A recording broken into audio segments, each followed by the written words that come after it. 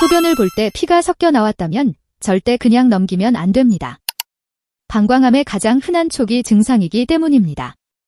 놀랍게도 방광암 환자 중 상당수는 아무 통증 없이 소변에 피가 묻어나오는 것을 시작으로 병원을 찾게 됩니다. 그런데 여기서 문제가 발생합니다.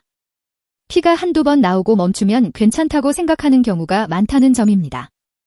그 사이 암은 조용히 자리를 잡고 퍼지기 시작합니다. 평소처럼 화장실에 갔는데 변기물이 평소보다 붉게 물들어 있는 걸 보고 뭐지? 하고 그냥 지나친 경험이 있으신가요? 몸에 통증도 없고 피가 또 나오지도 않으니까 괜찮겠지 하며 넘기는 경우가 많습니다. 하지만 방광암은 대개 조용히 진행되며 조기에 발견하면 생존율이 90%에 달하지만 늦게 발견되면 수술도 어렵고 재발 위험도 매우 높습니다.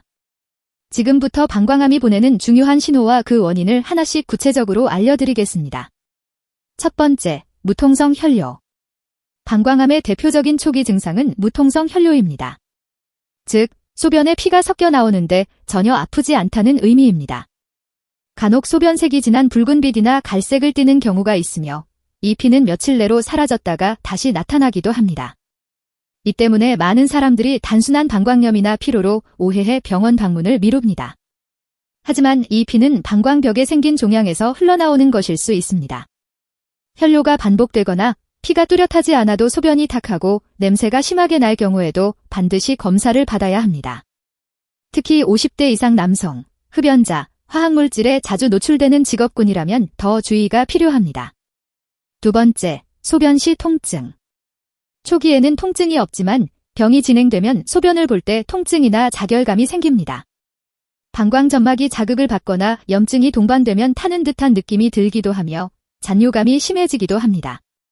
이 증상은 흔히 방광염과 헷갈리지만 항생제를 먹어도 쉽게 낫지 않거나 증상이 자주 반복된다면 반드시 방광암 가능성을 염두에 두고 검사를 받아야 합니다. 특히 밤에 자주 소변이 마렵거나 화장실에 자주 가지만 실제로는 소량만 나오는 경우에도 주의가 필요합니다. 단순한 과민성 방광이 아니라 종양이 방광의 신경을 자극하고 있을 수 있기 때문입니다. 세 번째, 혈뇨와 함께 나타나는 체중 감소.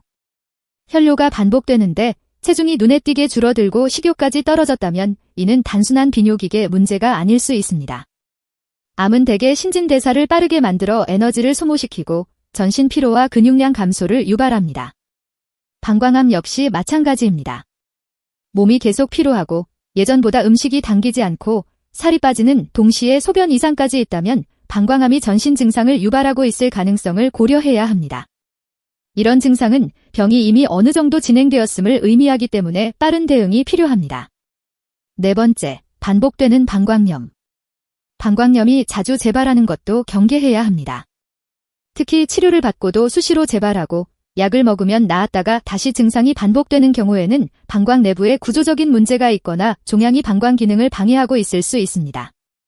특히 여성이 반복적으로 방광염을 겪는 경우 일반 염증이 아니라 종양성 변화일 수도 있으므로 6개월 이상 반복되면 영상검사나 방광 내시경 검사를 고려해야 합니다. 다섯 번째, 방광암의 주요 원인, 흡연. 방광암 발생 원인 중 가장 강력한 요인은 흡연입니다. 담배 속 발암물질이 체내로 들어간 뒤 혈액을 통해 신장을 거쳐 소변으로 배출되면서 방광벽에 지속적으로 자극을 주고 세포 변형을 일으킵니다. 실제로 방광암 환자 중 절반 이상이 흡연력이 있거나 과거에 흡연을 오래 한 경우입니다. 담배를 끊은 지 오래됐다고 해도 이전에 쌓인 독성 물질의 영향은 여전히 남아있을 수 있습니다. 흡연자는 비흡연자에 비해 방광암 위험이 3배 이상 높다는 점을 기억해야 합니다. 여섯 번째, 고위험 직업군의 노출. 페인트, 염료, 고무, 가죽, 석유화학, 드라이클리닝 업종에 종사하는 사람들은 특정 화학물질에 지속적으로 노출되며 방광암 위험이 높아집니다. 특히 방광 발암물질로 알려진 방향족 아밀류에 자주 접촉하는 경우 방광점막의 변형이 생기고 세포 증식이 비정상적으로 이루어지면서 종양이 생길 수 있습니다. 산업안전 수칙을 지키고 장갑이나 마스크를 착용해도 장기적인 노출이 반복될 경우 방광점막은 서서히 손상될 수 있습니다. 이런 업종에 종사하는 분들은 정기적인 소변 검사와 초음파 검사를 주기적으로 받는 것이 좋습니다. 방광암은 조기에 발견하면 5년 생존율이 90% 이상이지만 진행 후 발견되면 재발 가능성이 매우 높고 예후도 나빠집니다. 특히 무증상 혈뇨는 우리 몸이 보내는 가장 조용하지만 확실한 경고입니다. 단순히 지나가는 증상으로 넘기지 말고 반복되는 이상 징후가 있다면 꼭 전문적인 검사를 받아야 합니다. 건강은 방심하는 순간 무너집니다. 오늘 영상이 도움이 되셨다면 구독과 좋아요 부탁드립니다. 작은 변화에 민감한 사람이 결국 가장 건강하게 오래 살 수 있습니다.